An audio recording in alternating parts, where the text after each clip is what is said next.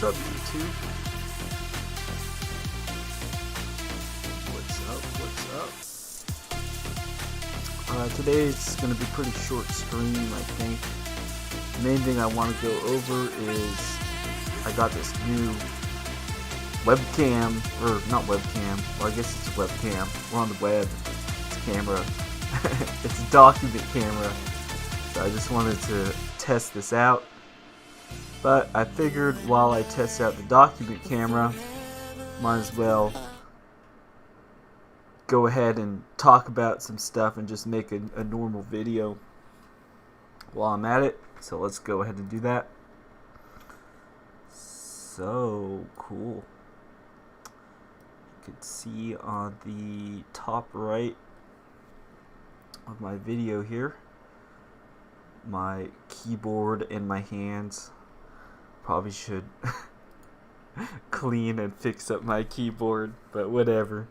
So I got this document camera off Amazon for just, I think it was about $100, so a pretty good deal. A lot of a lot of things have gotten more expensive these days, but some things have gotten cheaper. And one of the things that has gotten cheaper is these like webcam peripheral type stuff. So that's super cool.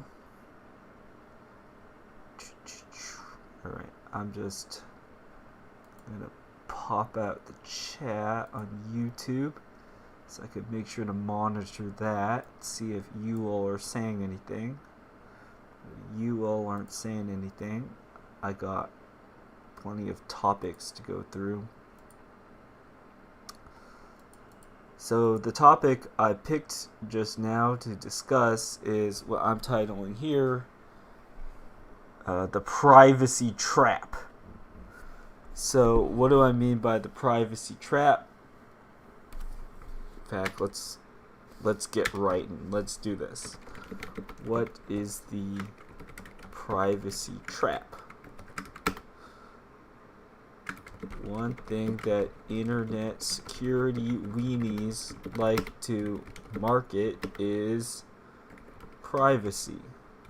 I think other industries too market for privacy. Other industries too.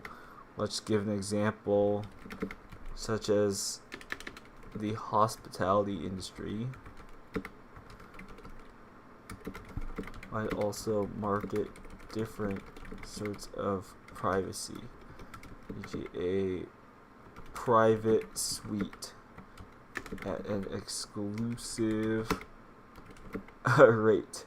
Oh wait, this is funny. Actually, when I'm here on YouTube right now, I see YouTube YouTube actually gave me a note about privacy.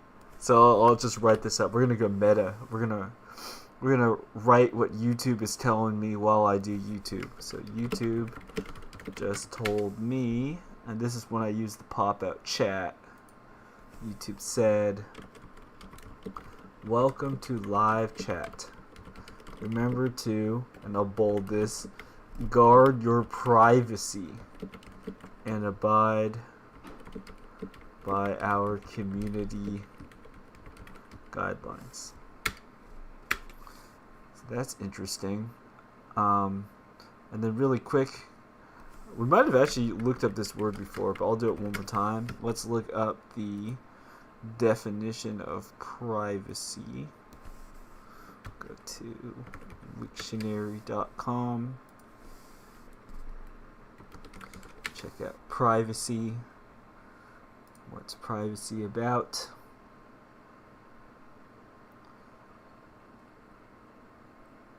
The state of being secluded from the presence, sight, or knowledge of others. Okay, so we'll use that as our general definition. State of being secluded from the presence, sight, or knowledge of others. Okay, so that's one definition. 2. Freedom from unwanted or undue disturbance of one's private life. I'm triggered. Recursive definition. I'm looking up the word private privacy, and then they use the word private. So that's somewhat non-helpful. Okay. Let's see. Another definition. These are starting to sound a little bit more modern. Freedom from damaging publicity, public scrutiny, surveillance, and disclosure of personal information, usually by a government or a private organization. Okay, so we'll kind of work with those a little bit. Let's just countable and obsolete. All right, that's interesting. It's always interesting to look at the obsolete definitions, because sometimes those are like the real, quote unquote, real definitions of these words. So we'll just look here. Obsolete. We have secrecy and a private. Okay, so that's another. We got to look at the word private, because privacy keeps on using this word. Alright. Private. What does it mean? Belonging to, concerning, or accessible only to an individual person or a specific group. 2. Not accessible by the public. 3. Not in governmental office or employment. So, non-feds. So, protect your privacy. Protect yourself from feds. Not publicly known. Not open. Secret. 5. Protected from view or disturbance by others, secluded. Okay, this seems like more financial, not traded by the public, secretive, reserved. Okay, and then all these, they don't really give me say any of these are obsolete, so we'll kind of work from there. Okay, so going back to our topic, let me switch to Notes view. Cool. So it's this idea of privacy is everywhere. So I just here, right as I was doing this, there's this YouTube example. Welcome to live chat. Remember to guard your privacy and abide by our community guidelines. So on a very basic level, saying like, of course, if there's stuff on your screen or whatever that you don't want other people to see, it's saying like, be careful about that. Don't have that revealed. But we could look at this very notion itself, see like where it came from. What started as private? What are we even talking about? And how has this concept been used against us? And then I want to be positive here. So then I also want to turn and look and say, all right, so in many ways in our current era, we have more surveillance technology than ever.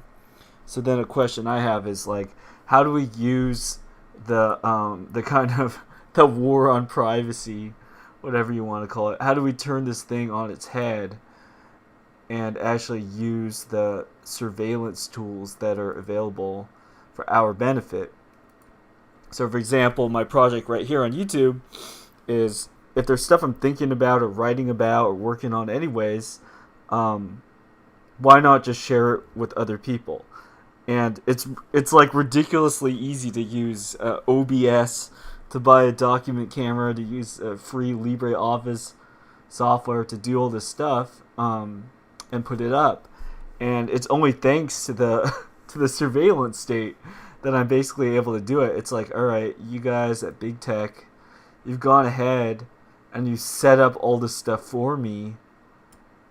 Because you have set it up for me, it makes it easy to publish, to go public in a sort of way, whereas in the past, like, news corporations or whatever, they might have been spending the real big bucks on trying to set up and control this thing, and then I could be like a grifter and just get it for free. So that's kind of cool. All right. So I wrote a little definition of privacy here, saying privacy means we don't like it when other people are meddling in our own stuff, busying themselves offering opinions, advice, etc., when it is not asked for. We would often like to have the right to ignore other people. So I mean, this is one of the general senses in which these appeals, like by YouTube, to guard your privacy and stuff, or like download NordVPN or whatever. Like, why do people care to get a VPN or do these things like that? It's under some pretense that getting whatever tools will be useful in getting preventing other people from meddling in what you're doing. So, meddling. Okay. Meddling, I mean, put it this way. How do people get made very angry, or want to have privacy, want to be away from other people? Oftentimes it's through like either offenses or insults of some kind. And one way in which offenses or insults might happen would be like meddling. So for example, if somebody values their privacy, they're living in their house, but then their neighbor is always like trying to like ask them stuff and like interrupt them when they're doing things. That would be like meddling in that person's business. This person might have bought a house, chosen to live in a particular location, so that they could have some privacy. But then, lo and behold, they didn't get what they paid for because of the neighbors or the people who live by that don't respect privacy. Now, note here that in the specific example I gave here, this isn't a technological problem or anything. It's just an interpersonal, how do people relate to their neighbors problem. And what is the result of this? So people nowadays, you could look at the suburbs and people will have complaints or things to say about the suburbs. One thing you could ask is like, why would people sort of cocoon in and like sit in their homes and watch TV all day and do stuff like that? I think one of the reasons is because people have gotten very bad at just interacting with each other and minding their own business in a proper sense, such that, like, you've probably heard the phrase, or people talk about how nowadays modern people are super isolated, and it is, and part of the reason is because people don't want other people meddling with their stuff, so they cocoon in. Now, where the trap is instead of having like other people that we interact with and learning more about the world and truth and how everything's working together, people choose to opt for the establishment and privacy. So it's going to take a little bit of unpacking. What do I mean by that? So here I wrote, a lot of what the establishment does is force itself into your business. And I'm giving some examples here. So what are some things that somebody might get annoyed about if it was their neighbor meddling in their business? Okay, so here's an example of education. So I'm not going to go into this, but if you research the history of education, look at public schooling, the Prussian models, Prussian school system, and you could look at how all these socialist weenies have been experimenting on the kids for, well, I'm not even going to say the word kids. That's another PSYOP word. I'll make a note of here. PSYOP word, kids. It's referring to goats. Like, let's not say kids. Let's say children. Okay, let's be intentional about how we speak. All right, so history of public schooling, Prussian school system. socialist weenies experimenting on your children and deciding how they should be socialized into their madhouse world. Now, nowadays in the United States, you hear about like homeschooling people. Oftentimes, these are branded as like religious weirdos or like whack jobs, stuff like that, because they're choosing an alternative to the education system. But how did this get flipped? Why aren't we looking at compulsory education type of stuff as an example of establishment meddling par excellence, where it's like, let's take your kids and force them whatever we want for 8 hours a day or something. It's like they're not even your kids. Oh, I said the word again. They're not even your children at that point. They become the children of the establishment. So that's one example. Another example where we're seeing increasing more and more meddling is in the area of healthcare. So of course we just passed to the years 2020 to 2022, where there was a big controversy about poking and inserting an experimental science juice into yourself. But we see not being satisfied, being called when asked for, the healthcare establishment continues to grow bigger and bigger. Big Pharma wants to redefine quote-unquote normal, claiming to offer treatments for mental health issues, which it itself plays a big role in perpetuating. So, I'm not a trained chemist or whatever, so if you have already decided that I'm wrong about all this stuff from the outset, nothing I'm going to say or suggest will be convincing. But for those who are open to it, I mean, you could look at how all sorts of medications and treatments and things for problems that people have that are offered, how these things contribute to a lot of the problems that people have. And I'll just give like one example. In public school, one thing that you might have heard a lot about is ADHD. So I'm not saying ADHD doesn't exist or whatever. Let's not focus on that question of, do people experience these symptoms? Because obviously people have a hard time focusing on stuff. But why is it that people have a hard time focusing on stuff? Have we considered the possibility that's because what's being taught through education is oftentimes like a huge pile of bullshit. So people have a hard time focusing on what is actually harmful and bad for them. So, it is through divine providence that actually a lot of the crap that's being given to people doesn't stick well, and that they can't focus on it because they're being saved from being further polluted. So you might have some ambitious person in school or something that has quote unquote ADHD, and they think there's something seriously wrong with them because they can't focus on school. Now obviously there's something wrong with them in the sense that they're weak, in the sense they're not able to focus and do our particular thing. But let's not assume that it's necessarily the person's fault, and look at it as a kind of sickness or symptom of something bigger.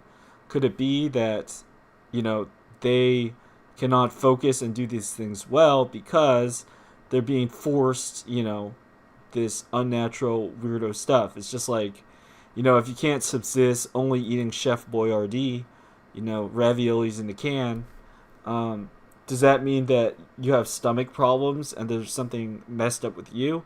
I mean, like, proximately yes, in that your stomach hurts, but ultimately, does that mean that you're messed up? Like, no, not necessarily. It just means that you're trying to feed yourself or give yourself an extremely specific thing that really humans are not designed for. So yeah, we could look at more and more places in which the establishment is pushing various sort of healthcare stuff on people. And I bring up ADHD and the mental health stuff because I'm seeing more and more, like, on all the social media or whatever platforms. Like, I still use Facebook. I check Facebook. They're shilling this stuff real hard now because, over the past decade or so, especially, I think it's a generational thing, but like my generation, millennial generation, they've done all these things to make people basically depressed and miserable in many ways. And now that they've like punched people and beat them down by like lying them and feeding them toxins and like all sorts of crap, then now they're saying, all right, well, now we could offer this kind of uh, pharmakia, our magic prescription or non-prescription plan to make you more compatible with the system. Crucially, though, yeah, it's all it doesn't solve long-term underlying issues. It's like copes. All right. Next topic here. Television and media. This is another way in which the establishment, in many ways, has been an extremely rude, meddling guest. So, there's probably millions of households around the United States, probably around the world, where this black cube of Saturn box thing takes a primary seat in the house. Like, what would be the head of the table where the guest of honor might be sitting. Instead, it's the black box with the newsman. And the newsman, he doesn't listen to you at all. He just broadcasts, his messages from who knows what source, who knows why. Like, why should we even believe these people at all? Yet, by default, for whatever reason, a lot of people do. And what we see is this loud talking thing, blah, blah, blah, ends up running the households. And for whatever reason, people will cede and give over their privacy to, the black box, the television, the media, all that stuff. Okay, and then finally, here I have listed here is internet accounts. So for a lot of stuff that you would do on your own, then there's like a way in which the establishment meddles and tracks what you're doing. So, for instance, like even if you go to the it's like grocery store, when you have like a rewards card, oftentimes it's hooked up with some account of some sort, and the idea is tracking and tracing and giving you suggestions and personalized this and that, blah blah blah. So all that stuff. So, okay, so when we're talking about privacy, what exactly does that mean on the internet? I mean, I think at the end of the day, it comes down to saying, like, there's stuff I want certain people to know about, whoever you're doing business with, and then I don't want other people to know about it. But what privacy oftentimes in our day, I think, ends up being is it's like how people might talk about how, like, you have a personal relationship, like, with God. It's like privacy means your personal relationship with the establishment. Like, it's kind of funny to say that, but it's almost like, my business, what my offerings to the establishment, how much I'm devoted to the establishment, how much I accept its truths, how much I strive to succeed within its parameters of how it tells me healthcare works, how it tells me, what is truth, what are the, the arcane secrets of how the establishment work, like all these things. You have your accounts, you have your degrees, you have whatever you have. What privacy is, it's like you have this personal relationship with the establishment, and then you only release the information that you would like others to see to the public. So for instance, like, let's just say you have some higher education degree, but the way in which you got this degree was, like, basically just giving people money here, doing this, doing that. So, like, let's say your major is, I don't know, political science, but you actually don't know really anything about political science. But you gave people money, a thesis was written. Who knows who wrote it, etc., etc. So you could have a public-facing thing that says like Harvard University or whoever officially recognizes that you have degree. So it's like a public-facing badge. On the other hand, privately, just between you and the establishment, you know what this thing really means and how it came about, and so on and so forth. Kind of like another funny thing, like, I'll write this point. We could say private devotion. So one thing I noticed was like a lot of these video games, they track the number of hours you play. I don't like. Is this to try to get people to say like I'm wasting my life? I should get off these video games. It's just for like developers collecting metrics to make their games like more addicting, or like I don't know what's up with it. But in any case, it's kind of like a number like that. I've heard like friends and stuff half jokingly talk about how, oh, yeah, I don't want my other friends to see like my Steam account, because then they'll see like how many hours I've logged in to all these games. Anyways, so that's kind of like going along. Let's write out this thesis, because we've kind of been developing it in real time. So thesis. What privacy in the modern world amounts to is a kind of private devotion to the person of the establishment.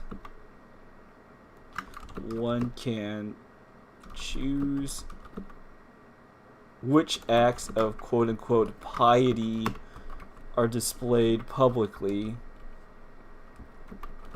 and which are kept secret with the person of the establishment itself. In other words, privacy is kind of like the establishment taking the place of God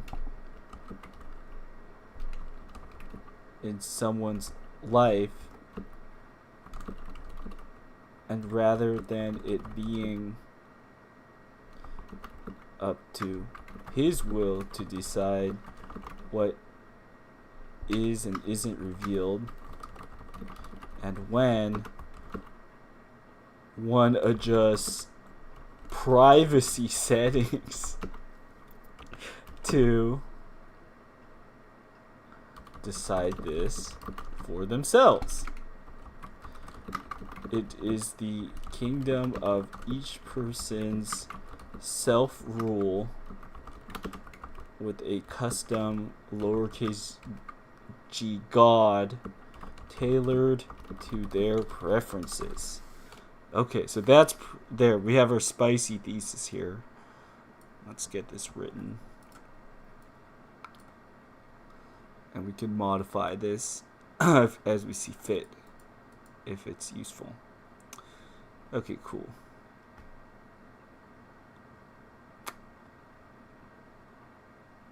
Alright. So, this is just a kind of reality of the world we live in, that, there's a very meddlesome establishment, it's not just the state. Like, if anybody here is still in the zone of, there's a public government and there's a private corporation, like, dude, just get over it. It's fascist in the sense that we have like a kind of unholy marriage or alliance between governments and corporations and stuff. They aren't fundamentally opposed to each other. So don't be a dum-dum and learn about these things, because that's not how the world works. Like, there's powers that be, and oftentimes they pretend to be against each other, or there's a little apparent opposition, but they really aren't opposed to each other. Look, I'm a Chinese guy stroking my beard, okay? So it looks wise, right? You should listen to me. That's a joke, of course. Cool.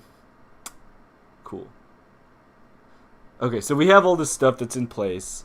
Now the question I have is, okay, we have this knowledge, we have these observations, and we've set forth a thesis here about what privacy in the modern world is. Now having this better understanding about privacy, let us turn to the question and ask, how could we use these properties of privacy to our advantage? So I wrote it here, like how to turn these traps against the establishment. I mean, I guess they're traps, and they're things that you fall into and you're sort of ensnared with by default. They could be like mental traps as well. It's not, you didn't literally like sign a paper or something. There's no social contract or something that we signed. It's not how the Enlightenment thinkers say it is.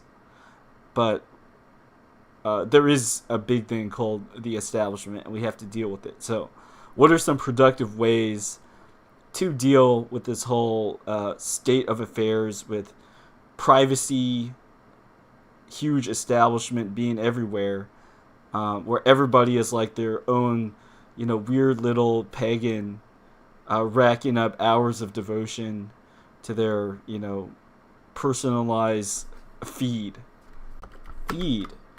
Note the phrase in the Lord's Prayer.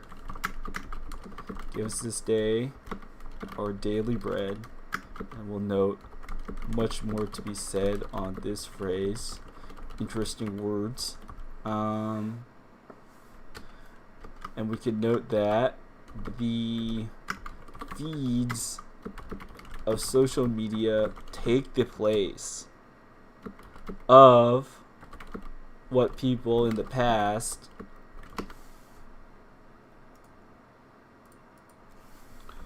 had gotten through actions such as personal prayer, study, and that could be communal or private, participation in events, etc. So yeah, actually there's some other words we could look in. So I listed the word feed here, but we'll make another note. Other words to look in later, like the whole subscription model. That's something to check out. Subscription. I think like it sounds like subscription, so like underwriting. So read a question mark here. Anyways, general point here. A lot of the words that we use, if we actually look at what they mean, where did they come from, what sort of history or processes are behind what we see in the modern world, it's very revealing of the pattern. It's like it's in plain sight. So people say like, oh yeah, my news feed, my Facebook feed.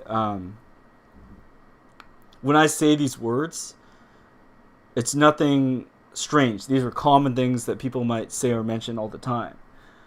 But then you go deeper, you look at the meaning of it. So wait, why is it called a feed? What do they mean by feed? And it's like, you're feeding off of the dark, fake, and gray communion of, the establishment through your private devotion to it. It's like that's literally what it is. And it's presented right there through the words that we use. But rarely do we, it takes, like we're doing now. They're having a stream like this, studying, looking carefully at what we have in front of us. It's only like when we slow down and we do stuff like this that I think these patterns often become revealed to us. So that's interesting. Alright, so I'm going to scroll back down to my tactics to use. So the first one I have is number 1, tell the establishment what you're doing.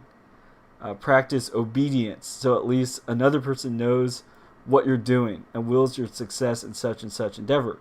Report on yourself to the establishment. So another way of saying this is like, make your data and what you're reporting to the establishment like maximally just transparent and straightforward. So it's like, why did you watch that video? Well, my friend sent it to me and he wanted my opinion on it, so I watched the video. Well, why were you in that place? Well, because my job asked me to be there, so I was at that place. Like, if everything you do, everything you say, everything you're presenting, you just have like a good reason to do it, and it's also connected with another person who could like vouch and say like, oh yeah, I asked them to do that, or oh yeah, we agreed to do this, and so on and so forth. It's like, it's impossible. There's like no you're walking a very straight path, so it's like there's nothing that could go wrong, unless, and this will happen to Christians, you're falsely accused and delivered up to high places. So basically, doing this is practicing obedience and including others in what you're doing is like a helpful way to keep you going on a straight, good path. What happens is, people will start to do bad things, and they'll try to keep it as a secret between them and the establishment. They'll be like, I'm gonna use NordVPN and go into incognito mode, and then I can look at whatever I want on the internet, and nobody will have to know. Like, don't do stuff like that. Instead, open your Google account and like let your friends watch you while you open your Google account, so that you could have accountability. And what's private is anything that you would share with the establishment, you'd also be willing to share with other people. So you don't have this, you're not using the establishment as this like secret confidant, to protect your so-called privacy. Instead, you view the internet as a kind of a public square, and insofar as you're just working and doing your duties, you could just declare openly what you're doing, and then just go ahead and do it. And think about this, okay? Institutions like banks, large companies, and so on and so forth, they have an interest themselves to protect themselves. So do you have to worry about, oh no, my data getting stolen, stuff like this? Like, insofar as these institutions and these things are interested in protecting themselves, my basic opinion is no, you don't really need to think or worry about it. Now, you do have to think about, like, who are the parties that I'm going to work with to begin with. Like, that is a question you might have to worry about or think about. But for instance, I don't think that, like, was it? Well, okay, like with banks, they're like FDIC insured and like all this stuff. So the establishment, they even make like legal safeguards and things like that. So supposing their institutions like did fail in a particular way, they want to be able to restore themselves and guarantee. And you could think about this, that like that's in the interests of everybody that works with the bank. So they can't screw themselves over to screw you over, is another way of putting it. That's another reason why, like, I've been a person that does stock trading and buys like stocks for a while, because I think of publicly traded stocks especially as they're like these public. It's like going fishing in the ocean, before when you could just go out to the ocean and catch fish to like earn a living. Now it's more complicated with all this like licensing and whatever. But like stocks, it's like stocks of cattle, It's like you could go and, buy and sell sheep and goats. But now in our current day of age, it's much more difficult to do that with like sheep and goats and cows. But you could do it with stocks in companies. And you could I think, trusts like stocks to have their own self preservation in mind. So you could look at the stock market and say, which companies do I think are going to be successful at basically growing themselves, acquiring more resources from themselves. So, along with that, right, tell the establishment what you're doing, practice obedience. Related to the stock stuff I just said, if you trade stocks online, using any popular bank thing or whatever, like I use like Charles Schwab, I have like a Vanguard account, like whatever.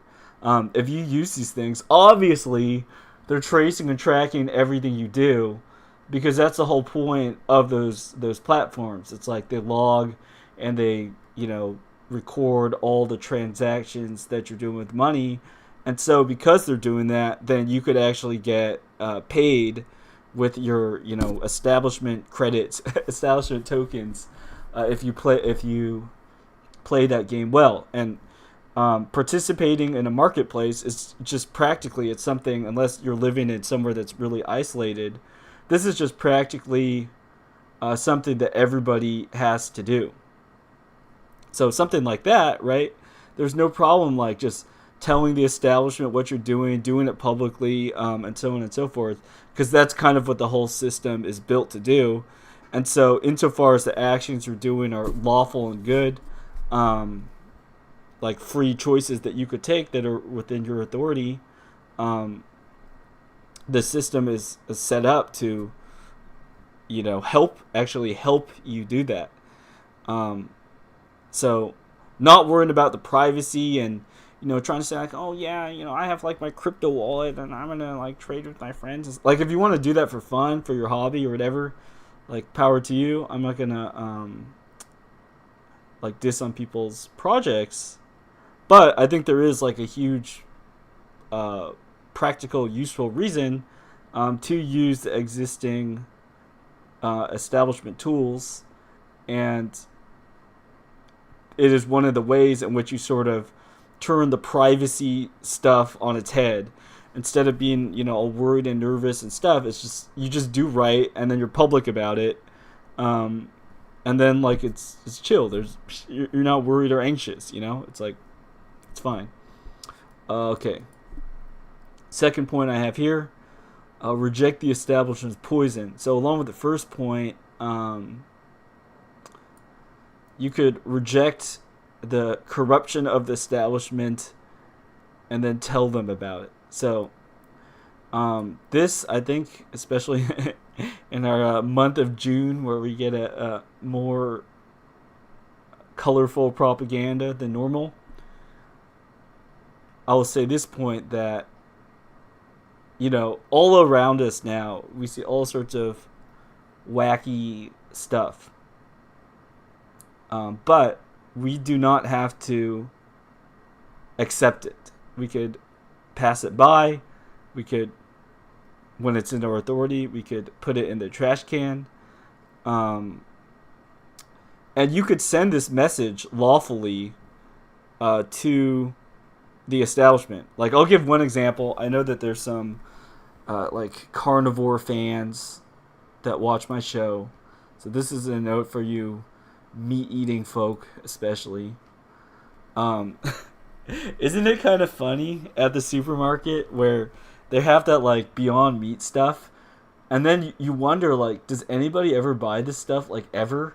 The shelf that it's at, it's always like completely full. They're kind of like flopped there, or it's like it's too neatly lined up. It's not like a popular item that people are just struggling with each other to get. It's like no one wants it, and in this sense, it's kind of funny that it's like people are like, I don't have a problem using the supermarket. I don't even mind going to Target or whatever. People are happy to just go to the store, get the groceries they need, and then insofar as there's like bad stuff, you just reject it and you ignore it. And you could, I mean, the managers, the people that work in the stores, if they're paying attention, like they know what people actually like and don't like. They know what actually sells and what actually doesn't sell. Um, so it's a kind of way of like spitting at the devil, where you just say, I'm just going to go about my business and do what is lawful and good. And, you could try to throw all this stuff at me, but I'm just going to ignore what I think is poison and just take what is good and useful. And I'm going to roll with it, and it might make you mad. Um, like, that's kind of one of the projects I'm trying to do here with YouTube, saying, I'm not, Google, big tech, surveillance, privacy, blah, blah, blah. I'm saying, all right, you set up this whole network surveillance control grid, whatever. Like, what are the features? I'm going to use it, and I'm going to use it for free, and I'm going to have fun with it. So I think that's part of rejecting the establishment's poison is you just ignore the stuff that's bad, take what's good, and then, maybe over time, the bad stuff, just seeing how much money is wasted, how ineffective it is, it might just, like, wither away and die, and then you could benefit from having mastered and made good use of all the stuff that is good and useful for about it. Like, people have like Target a lot recently for promoting all this and that. I think they're tied with like the Rockefellers or some big thing or whatever. But it's like, look, honestly, I mean, Target is pretty convenient for a lot of stuff. Like, you have to buy, I don't know, bananas or like a plain colored T-shirt or some organizer container thing. Like, Target is good for getting a lot of stuff. I don't know how good they are for getting toothpaste. I was at Target the other day. They put like toothpaste and stuff like locked behind a glass container. Like it's like some cigarettes or something. Cigarettes or spray paint. So maybe Target's going down and they're not as convenient. But all this to say, it's like, whatever is around you, whatever parties you have to work with, you could focus on rejecting the bad stuff and making maximal use of the good stuff, and thereby doing that, you could send the signals to whoever is the marketplace that such and such things are what people actually like. And when the nerds are sitting there doing their campaign, crunching the numbers, they'll just be like, wait a minute, why is it that do people just want to like eat healthy, get along with their neighbors, like love God, love other people? Like, is this like, are people just wanting to do the right thing? This, it blows people's. You could surprise the bad guys, with just being normal and goodness. So it's like the scandal, the conspiracy, the thing that you uncover will be like good works done in secret. Not, oh yeah, everybody has dirt on them. This is another thing that very sick people often try to do. They spread an idea that isn't true, but they try to normalize something so that, maybe it's so that they could feel better about it. So like, for instance, one thing that happened with my generation, I think, was it kind of became like a meme that, oh, like everybody, watches pornography and does, stuff. But it's not true. Not everybody does. And then over time, I think a lot of people finding out how bad this stuff is, for everybody, they've, given it up and quit it. But for a long time, there was this sort of trope or, meme, whatever, going around that's like, oh yeah, it's normal and it's good. And if you don't do bad things, you're going to get prostate cancer. So like, self-abuse and watch bad stuff. Like, these were ideas that it was like a virus, like a mind virus, a poison that went around. But then, as people learn about how stuff works and things, then more and more so, it's just like nowadays in America, most people are very like anti-smoking. Now, I've made my point on previous streams that, I actually am probably more pro / I don't care about smoking than a lot of people. But this is just an illustration of showing how society wide, there could be attitudes that change about stuff. And yeah, so in the same way, we could confound the establishment, whereas they're trying to make everybody, cynical, depressed, and like private, just them and their establishment, and posting their Ukraine flags and whatever. They want everybody to be stuck in their little TV man world. We could reject all of that and then just be normal and make good use of their tools. And then when the glowy boys and the other people go and monitor and scroll through the data, they'll just be like astounded. It'll be like, what? People are just, they're just being normal people. Like, why are we told that these guys are the bad guys? They're just trying to help each other and do honest business. What is this? Related to this topic here is, I'm just going to go ahead and search this. It's like all these memes that have been going around about like FBI agents that are actually reading people's stuff. It's kind of funny. Let's see if we can find a good one really quick on stream.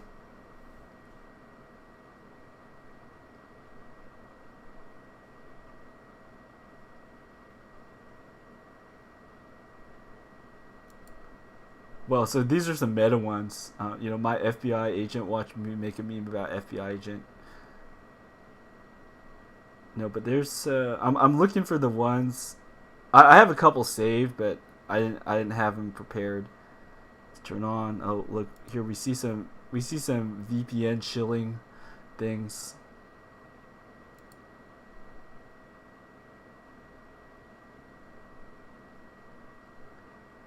Oh no, we need some rightoid memes. We need some of the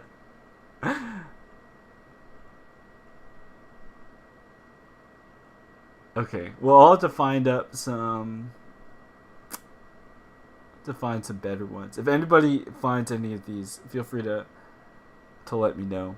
But there's like a whole class of memes where it's like this picture where it's like the FBI agent, the meme is he's assigned to track someone and he's like reading their stuff, and then at the end of the day the person is just like saying something like very like normal and loving or something. It's like, I was tasked with like spying on these right-wing extremists, and then they're just like encouraging each other to not give up on like lifting weights or something. So those are good informative memes for our current cultural zeitgeist. Alright, let's switch back to our notes and keep on going. So, okay, so related to the topic of privacy and stuff, I have a little subtopic to bring up, which is that of counting and measuring. So obviously when you have the surveillance state, you have all this stuff going on. One of the big things it does is it counts. It measures things, and it offers you, data analytics, data insights, all that stuff.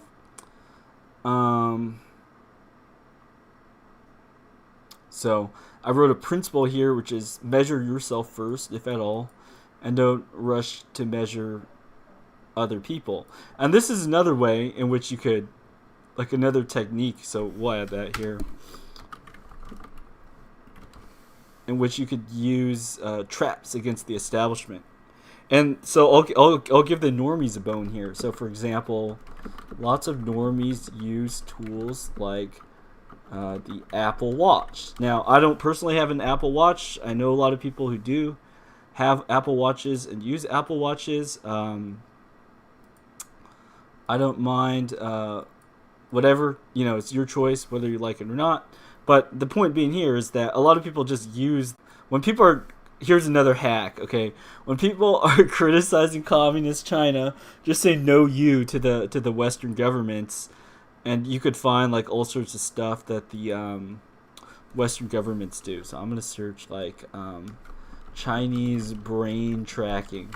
There's this image of like these communist kid people that are wearing these headsets. Okay, so like stuff like this. You can see these like Chinese kids, and they're wearing these like brain scanner thing, or we'll just read the clickbait.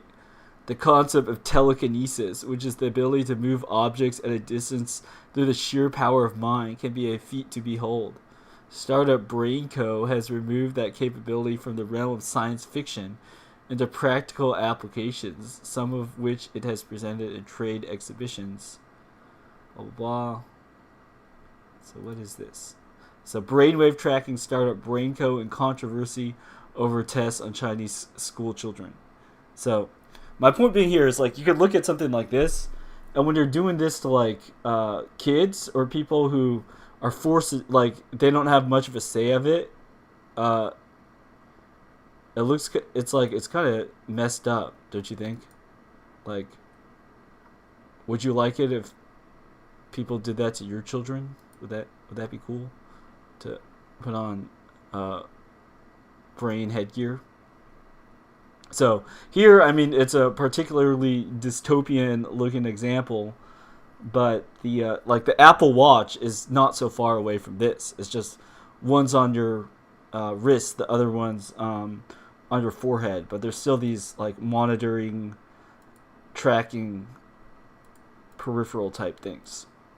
So what does that have to do with measure yourself? I mean, let's say like I think that using tools like the Apple Watch or even this like headband thing, they actually could be useful for a lot of stuff. But it would be like if you choose to do it to yourself, like it'd be meddling, it'd be rude, it'd be offending other people, invading their privacy to force it on somebody else, like a lot of education continues to try to do on kids. Like I remember, in graduate school, I was a teaching assistant for a class. They would have textbooks that were rented digital editions, and these textbooks would like log and track student time reading and looking at the textbook. Now imagine on top of that if they even implemented like, eye tracking and all this, nutso stuff. That would be quite invasive and obnoxious, in my opinion, to put on other people who don't want it. However, right, you could voluntarily choose to measure yourself, to put these things on yourself to help you get better. It's just obnoxious if you do it on other people. But I think when you accept these things for yourself, I mean, in some ways it's kind of like accepting a cross. So in Christian language, it's not, you don't go around and crucify other people. Like that's bad. Okay, don't do that. But it's like everybody has a duty themselves to pick up their own cross.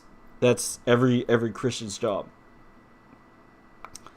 So we have this verse in Matthew 7:2.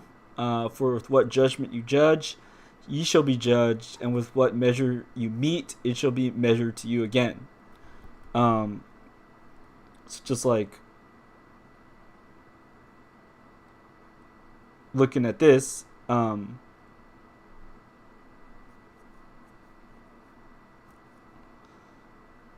Yeah, it's interesting. Like the Bible doesn't just say like don't measure, or even don't judge at all. Like it doesn't say never judge, but you're supposed to judge correctly and mercifully, and you're supposed to measure honestly and correctly, and not use measures and counting and these things to oppress other people. Like a couple examples I'm thinking of from the Bible is like in the Exodus, when the Israelites were under slavery under the Egyptians. The Egyptians made them like make bricks or something, like some task, So they're probably like brick counting. And they would make the task super difficult. Like basically it would be like your sales manager asks you to get like an impossible number of sales, and you get yelled at every day because you don't get the right number. All right, let's switch over to the chat really quick. We have a couple of messages.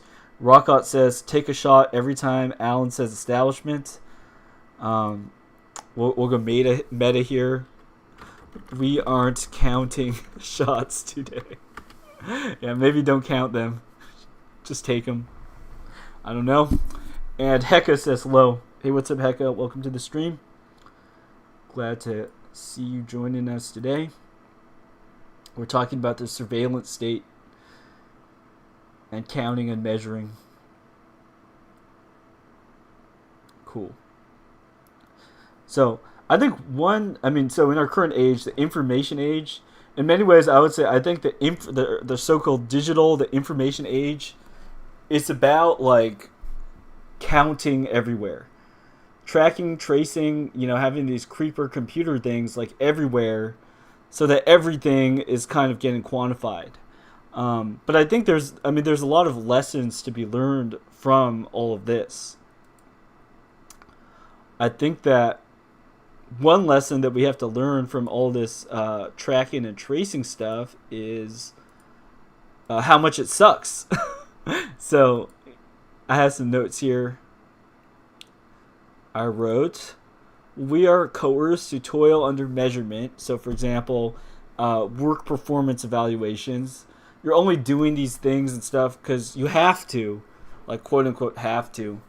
Another quote, everything in life is optional, but every choice has consequences. So you could quit your job or something, but insofar as you're choosing not to quit your job and you're continuing to keep on working at what you're doing, there are things that you kind of like have to do. Okay, so we could understand how being toiling under measurement feels constraining and restricting. We can come to understand how focusing on optimizing particular metrics can inhibit more general and important goals. So for instance, if you have a business and you're trying to do sales, I would say, long term, it might pay to not be too pushy, to be, confident in your product, to establish relationships with the customers so that they would want to come again and do things like that. But under a lot of pressure, a lot of people, they might start to become very pushy and rather unpleasant. I'm talking about like from the sales side, from like salespeople. And someone still might have to interact with a salesperson like that because they want to have some work done. But ultimately, it's kind of like trying to force stuff through a constraining and restricting way, like focusing too much on metrics. And so, like, overall, you inhibit the more general important goals of, like, the vibe check. So, you do less well on the vibe check, even though for a particular month, let's say, your sales are higher for a particular month, but you're wearing down your employees and, making people feel a little bit of unease by the sort of pressure and the tactics that you're using. All right, we have a couple comments. Hecka says, I'm currently being surveyed by the Microsoft Teams establishment. If I step away from my wage cage, the Microsoft Viva tool will notice a lapse in my productivity. That's funny that it's called the Viva tool because, Spanish or Latin, Viva is like life. So what is life? Life is surveillance. Good old software companies and their naming conventions. Reaper Grim says hello. Hi, Reaper. And Rocket says, Hecka, I just turned my status to on and then go back to bed. Well, sometimes I think these companies and stuff, they're tracking the movement of your hands. Like they're looking at the mouse cursor. There's like all sorts of things that they're checking to see, like, are you actually quote unquote on task? Are you actually busy? and so you can't always kind of get away with doing stuff like that. However, okay, so related to this point, so that's a good transition. The sort of revenge on the surveillance state that I'm talking about is like this. So I wrote, however, when we voluntarily choose to subject ourselves to measurement in order to better train ourselves, this can be a valuable tool for making progress. So let's say, your company is tracking and tracing you. They're trying to make sure that you're being productive at your desk and stuff and doing all this. You could sort of turn around your thinking with that and say, I do my work as if for the Lord, for God. So, here in this world, I serve my country or my company. But if someone asks you to walk 2 mile or 1 mile, walk with them instead too. So I'm being tracked and traced. And in fact, I'm just going to do a ridiculously good job and be productive at what I'm doing. And you could track and trace me all, and until logs, because you're tracking and tracing me. So instead of like trying to get away or like cheat or beat the system, but like slacking off or whatever, you could call this, it's like one form of like the corpo pill, the corporation pill. It's just like, okay, you like surveillance, you like stuff like that. Well, actually, I'm gonna roll with it. I'm gonna make 4-hour long live streams every day. YouTube. Let's see if you like if I upload this many videos. You guys want to have a lot of video data? All right, I'll give you a lot of video data. Let's see how you like a lot of video data. Rockut says, I had IT problems like 2 days ago, and the guy was able to go on my computer and control it entirely remotely. It was useful but kind of creepy, like if someone nefarious could do that to me. Yeah, that's another interesting sort of thing too. I'm learning about like sort of corporate company life. It's kind of funny. It's like, so when someone like with a company computer, for instance, the company might be like, oh, haha, we're going to make him use our it's like company computer where we track and trace everything. So on one hand, it's like, oh, right, well, now I can't have any, fun with the company computer or something. On the other hand, there's a lot of advantages to that, which is saying like, all right, well, if you want to have so much control over this computer, then it's actually your responsibility. And if you want me to report issues and follow up about stuff on it, I actually will. And then you could go ahead and post all your reports and list all the problems, and you could just be extremely thorough and like do a good job with the reporting. And then at the end of the day, they might be like, all right, we need to get this guy a new computer. Like, he's making all these tickets, and like our IT team can't get rid of these tickets unless we deal with his problems. But instead of like solving these 15 tickets, if we just buy him the latest MacBook, all these tickets will go away.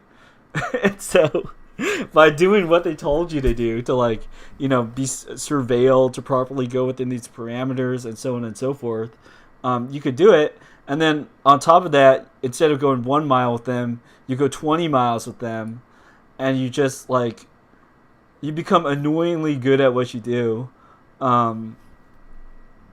such that it's easier to reward you than to deal with what you have caused. It's like a kind of way of flipping the establishment on itself and causing a good ruckus. All right. So on top of, so related to these issues, my final point here, and then we'll go ahead and we'll look at the chat and answer and look at the comments you all have, is that there is a danger of losing love when counting. So of course, related with other people, if you start counting other people's offenses against you, like a parent has a baby, and it's like, how many times has this baby woken me up? It's probably not a good idea or exercise to do that if you're kind of an angry and miserable or pissy person, because you're just going to be like counting and racking up offenses. Likewise, sometimes people will say, if I'm always like measuring and counting. Let's say you have a hobby, like you'd like to go run, and you're always just counting and tracking and timing things. It could actually detract from just the joy you experience when you do the activity. And if you're going running with other people, if you're focused on your personal records and stuff, and you're trying to work with other people, all these things could become detrimental and add unnecessary friction. So, say like counting is especially good and useful for yourself if you're just trying to make progress with yourself. But as we're saying, with this central thesis of the privacy trap and stuff, counting for other people very quickly becomes it's like very obnoxious and oppressive. And so it's like privately, count as much as you want for yourself, and do what you can to improve your life, what you're doing, to do a better job at what you do. But avoid the temptation to like judge and measure and try to put yourself over other people. The word arrogant, for example, comes from the word arrogate, which is like to take a position that's not yours. So if no one hired you as like a running coach, and then you go around and you start like correcting people's running at the park, some people might be nice and accept what you have to say, but especially if you don't know what you're talking about and like they're actually a better runner than you, I mean, you're going to look really goofy really fast. So counting and measuring, no, be careful with it. Use it to help yourself, but especially insofar as it has to do with telling other people how to run their stuff. Be very, very, very, very cautious about it, because it could be pretty dangerous. All right, cool. We have a couple of other comments. Let's see what's being said. Okay, Hecka says, the only time I've had to stalk an employee is when HR asked me to, but that's because they were about to fire that person anyways. All right, I won't ask about the nature of that position that you had to work, but that's pretty funny. Well, I don't know about funny. It's insightful, let's say, because some people, they're always used to being on one end of the power ladder. Like I'm the one being surveilled, but I think there is a lot to learn too from being on like the other side of stuff. Like, all right, you're on the being surveilled side. Try being on the surveillance side. What could you learn about? Because then the people doing surveillance, they probably have a lot of surveillance over them, like the security monitor people. They're probably like being monitored by the monitors. It's like, who's monitoring who? The monitors are monitoring you, or are you monitoring the monitors? I don't know. Monitors are a bunch of lizards, aren't they? Good look. Monitor reptile. Are you monitoring the monitors, or the monitors monitoring you? All right. So Hecka says, no one actively monitors logs. All right. Then Rockot is trying to avoid work. He's wondering about when the logs get cleared. Hecka's telling us about IP policy. He says network logs are very expensive to store due to high numbers, so generally those are only retained for 30 days. Rocket is relieved by that. Hecka says some industries require you to store them for up to a year, so yeah, you're probably fine. Just remember that IT staff members are most likely slacking off too. They only care if somebody makes them care, so the leadership team. No one actively looks at your network traffic or what you're doing. So that's right. Like if there's a ticket to fulfill or a specific task that they're given, then the monitoring people might become active. But I think just generally, I mean, this goes to like do unto others as you would like them to do unto you. I mean, I think generally speaking, like people know that it's kind of obnoxious to meddle and be overly supervising. And so for that reason, like these security personnel, they're human like you or I, and so if they don't have to monitor you, there's probably other stuff that they would rather be looking at. Like if Reaper here was a security guard, he'd probably just be like looking up recipes for cooking meat or something. He doesn't want to like look and monitor your activities. He would rather like look up Chinese food recipes. So, all right, JT says hello, Porfo. What's up? Reaper says I see a standard issue Dell keyboard with membrane key switches. No, it isn't. It's a. Let's switch to my keyboard. It's it's from mechanicalkeyboards.com. It's silent red switches. I got a maximally boring looking keyboard, but I'm of the belief that if you're going to be using a tool for a lot of hours a day, you might as well get something that you're happy working with. So, like, I think having a nice phone, for instance, I don't think it's a waste of money at all for a lot of people because you're required to spend so much time doing stuff on your phone. Likewise with a keyboard or something, and this is not to diss on membrane keyboards. Maybe a lot of people like to use membrane keyboards most of all, but personally, I like these maximally boring keyboards. Like boring but nicely built.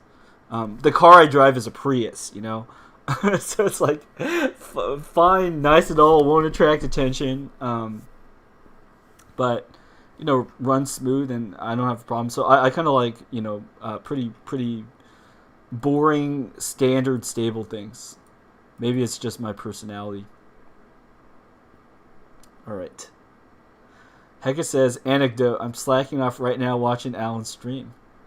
Good. Well, you could just take this, maybe if you had to classify your activities, you could list it as like, what did they call them? A personal development day.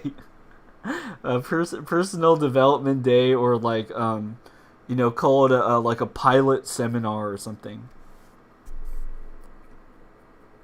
Hecka says no one monitors the monitors. The IT team doesn't enforce rules or policy on itself. Yes, it's the no you philosophy. It's much like your government or politicians. Rocket says my 7th grade teacher got mad at me in class, so they pulled up my search history and I had to explain to my parents what Five Nights at Freddy's was and why I got in trouble. Wow. What sort of demographic did your 7th grade teacher fit into? Because that sounds like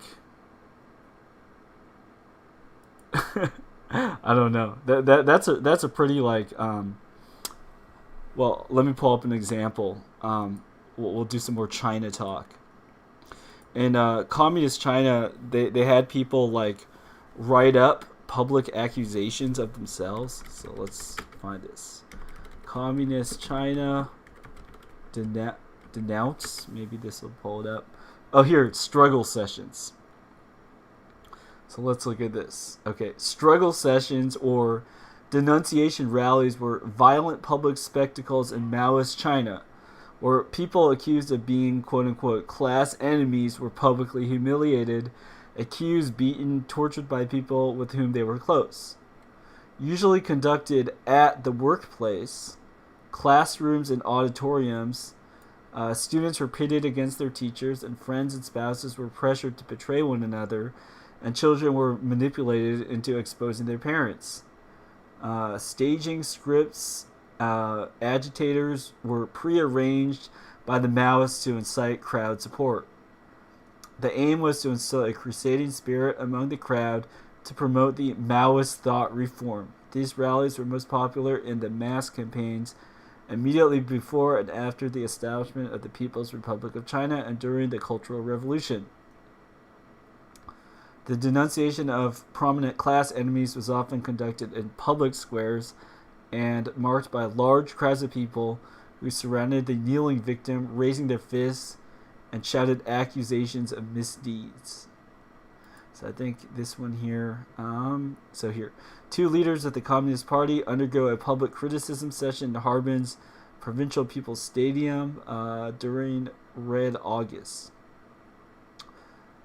So I think oftentimes, like on these signs or placards, it would be like announcing your crime or something. So like this here, I think Fandang, that's like oppose the party. Funsi, so Fandang Funsi, it's like elements or partisans opposing the party. And this is cut off. It's kind of hard to read. But the point being, they're holding up signs that are basically saying their crime, like, oh, I'm a class enemy or whatever. All right, Rocket says that the teacher that made him confess his search for Five Nights at Freddy's was a boomer. All right. Okay, well, I think that about does it for the content that I had prepared here. If anybody has anything they want to talk about or go over, I'll chill out for a couple more minutes and play with my document camera on camera. And so you could say stuff and we could talk about what you want to talk about. Otherwise, if there's nothing to say, we could call it a day soon. Look, it's a TI-89 calculator. All right, let's look at the screen on the screen. Whoa. So let's go focus. Whoa. Retro. Okay, we got this light glare. Can we put it somewhere? It's probably the overhead light. Can we go closer? Can this focus?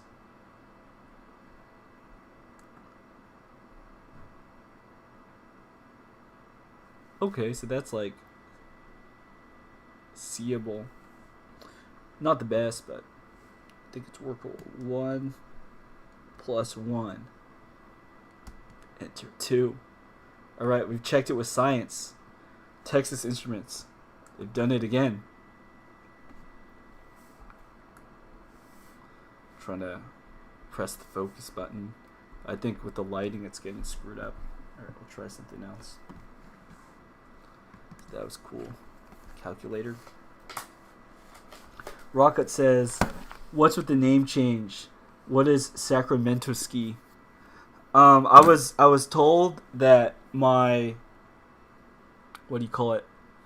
my videos were hard to search for on YouTube. Like people were trying to look for them, but because Alan, it's just a short identifier, it was too hard. So I said I'm gonna make up. Change my YouTube name to something longer so that if somebody specifically knows that they're searching for me, they could go ahead and do that without a problem. So let me actually look at the full identifier I gave myself. I'm pulling up the YouTube. Oops, I clicked on the wrong thing.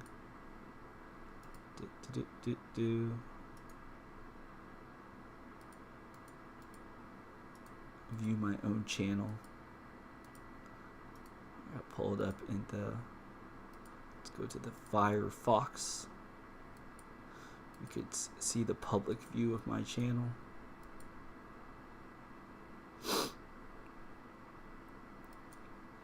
Okay, so Alan, of course.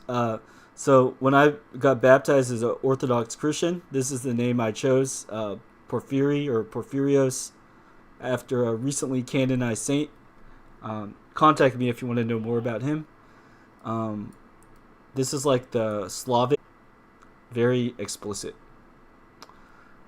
Alright, Rocket says, yeah, but that's doing too much. Now I can't search for that. Too long. Maybe, maybe nobody else has searched, like, Wongovich. Like, if I search Wongovich... Oh, look, I come up first if you search Wongovich. So just remember, You could just remember that one word. If you search like Wongovich, maybe it'll come up first. And then my tag here is just Captain Allen, because that's what I've been using as my email for a long time. So you could check that out. Cool. Some other fun things I was thinking of doing on this stream. Like, I know a lot of people here, they got interest in like East Asian languages, like Chinese, Japanese, stuff like that. So like with the document camera, I could show like stuff like, how do Chinese people look up words in the dictionary? It's a non-trivial question, but we could do stuff like that on stream. I was thinking too, like, of course, if the time comes to read a book or do something, like with all the Jacques Ellul, all that stuff, if there was like a paper book or something that I needed to read, then I could just do that like on stream with the camera, looking at a paper book, which could be cool. Who knows? Maybe I'll even like visit the library or something and pick up a book, or I have my own library stuff. So Rocket says, make your name just Wongovich then. I don't know. I'm claiming a lot of uncommon words. I'll think about it though. I think there is something, like, you do have a point where it's like, if you have an easy to remember short identifier, that could be helpful if you're trying to scale up in popularity or something. So I'm not like campaigning on that now, but I do hear what you're saying from like a practical sort of view. Rocket says, please no more Ellul. Yeah, I think we've read enough Ellul, unless there's a really pressing reason to refer to him. I think that's too is one good thing that's valuable about video content is we could kind of all explore stuff together. So we could all like see what's out here, what's out there, and then you could decide if something is worth more of your time or not. And it's like, you've read some stuff and it's like, okay, I've read enough, or like, oh yeah, I know this guy is part of these literary circles and I know what they kind of talk about, but I don't really need to like look at that now. Then something like that could be very useful with a group of people, with something that's more public. We could all help each other save time together by pre-screening or going over stuff together, and thereby one person that looks at something carefully could prevent other people from wasting their time looking at something that perhaps isn't so worth looking at. All right. Well, with that being said, I think we've been going for like a little over an hour and a half or so. So I'm going to wrap up the stream. So I thank everybody that did come out to join. A rather scattered stream today, but I think we did cover a lot of topics, and this was helpful for me. As I've said in previous streams, like, one of the things I do in these streams is sometimes by just talking about stuff, then you start to think about stuff as well. And then these documents that I have that I write up during the streams, I could basically just like go through these and mine these, and I have like unlimited content to write blogs. So if you want more blog posts, like, I could write tons and tons of blog posts. So I have like a big backlog of stuff that I could flesh out in text and give more substance to later. But to do this live and to have you all in the chat and stuff like that is good fun. So that is why we continue to do this. Anyways, thanks everybody for joining. I think I'm going to conclude the stream now. And feel free to reach out if there's anything else that you would want to hear or talk about.